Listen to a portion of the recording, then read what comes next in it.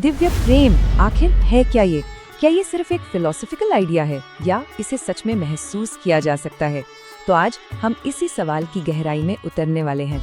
हम शुरुआत करेंगे एक बहुत ही खूबसूरत मेटाफर से, फिर समझेंगे एक आध्यात्मिक प्रैक्टिस को और देखेंगे कि ये सब हमें सच्ची अंदर की शांति की तरफ कैसे ले जा सकता है। चलिए इस सफर को शुरू करते हैं। हमारी इस पूरी बातचीत की नींव प्रेमानंद जी महाराज के एक बहुत ही शक्तिशाली विचार पर रखी है। प्रेम में स्वार्थ नहीं होता, केवल समर्पण होता है। सच कहूँ तो इस एक लाइन में ही हमारी पूरी चर्चा का सार छिपा हुआ है। इस बात को जरा ध्यान में रखिएगा। अब देखिए, इस गहरे प्रेम को समझने के लिए हमें कहीं दूर जाने की जरूरत नहीं है। वैष्णव परंपरा कहती है कि माँ और बच्चे के रिश्ते को देखो। जरा सोचिए उस प्यार के बारे में जिसमें कोई शर्त नहीं होती, सिर्फ सुरक्षा का एहसास होता है और एक अटूट विश्वास होता है। बस यही दिव्य प्रेम की एक झलक है। तो चलिए माँ बच्चे के इसी रिश्ते को थोड़ा और गहराई से समझते हैं और देखते हैं कि ये हमें ईश्वर के प्रेम के बारे में आखिर सिखाता क्या है। यहाँ हम देख सकते हैं कि ईश्वर को एक माँ की तरह कैसे देखा जाता है। वो एक गाइड है जो हमारा पालन पोषण करती है। वो बिना किसी शर्त के हमारी रक्षा और देखभाल करती है। और ये सिर्फ कोई फिजिकल प्रोटेक्शन नहीं है, ये एक गहरा इमोशनल कनेक्शन है, एक ऐसा बंधन जो सिर्फ और सिर्फ प्यार और विश्वास पर टिका होता है। तो ठीक है, ये कॉन्सेप्ट तो बहुत खूबसूरत है, पर इसे अपनी जिंदगी में कैसे उतारें? समझ से प्रैक्टिस तक का ये जो सफर है, ये हमें ले जाता है निष्काम यानी निस्वार्थ सेवा के रास्ते पर। ये जो सुंदर तस्वीर आप देख रहे हैं, ये श्रीनाथ जी को चढ़ाया जाने वाला राजभोग है और ये हमें ले जाती है पुष्टि मार्ग की दुनिया में, जो श्रीमद् वल्लभाचार्य जी का दिखाया हुआ भक्ति का एक बहुत ही अनोखा रास्ता है। इस मार्ग का दिल है कृष्ण सेवा, यानी कृष्ण की प्रेम से भरी निस्वार्थ सेवा। पुष्टि मार्ग हमें 3 बड़े लक्ष्य देता है। पहला, अपने अहंकार को, अपने ईगो को खत्म करो। दूसरा, ये जो मेरा मेरा करने की भावना है उसे छोड़ दो। और तीसरा, बस निस्वार्थ भाव से प्रेम करो, बदले में कुछ भी पाने की उम्मीद के बिना। देखा जाए तो ये अपने आप को शुद्ध करने की एक प्रक्रिया है। ये एक बहुत ही जरूरी बात है, इसे ध्यान से समझिएगा। पुष्टि मार्ग में भक्त किसी पत्थर की मूर्ति की पूजा नहीं करते, वे स्वरूप की सेवा करते हैं, जिसे भगवान का साक्षात जीवित रूप माना जाता है।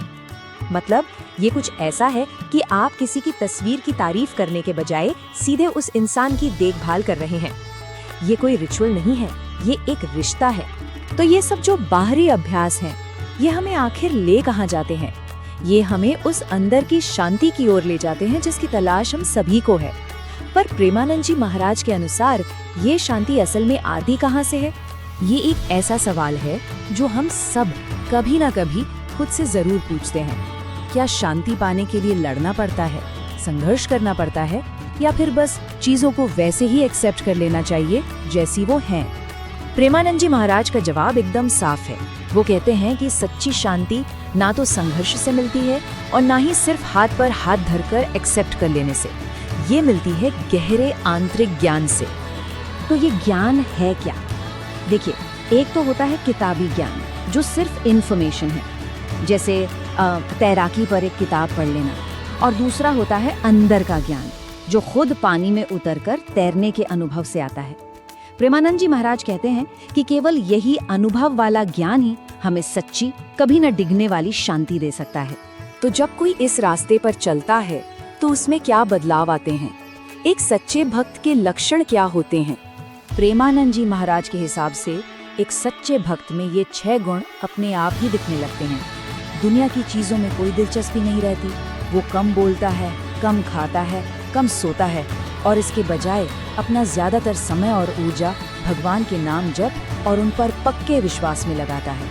आसान शब्दों में कहें तो उसका ध्यान बाहर से हटकर अंदर की ओर चला जाता है। और ये सिर्फ बाहरी आदतें बदलने की बात नहीं है, ये अंदर से बदलने की बात है। महाराज जी हमें याद दिलाते हैं कि एक नेगेटिव कैरेक्टर हमारी आध्यात्मिक यात्रा में सबसे बड़ी रुकावट बन सकता है। इसलिए कैरेक्टर को शुद्ध करना भी उतना ही जरूरी है। तो अब हम अपनी इस यात्रा के आखिर में आ गए हैं। चलिए इन सभी धागों को एक साथ जोड़ते हैं और देखते हैं कि प्रेम और परमात्मा का ये अंतिम मिलन कैसा दिखता है। ये बात कितनी सुंदर है ना। सच्चा प्यार तब होता है जब आपकी खुशी किसी और की खुशी में हो।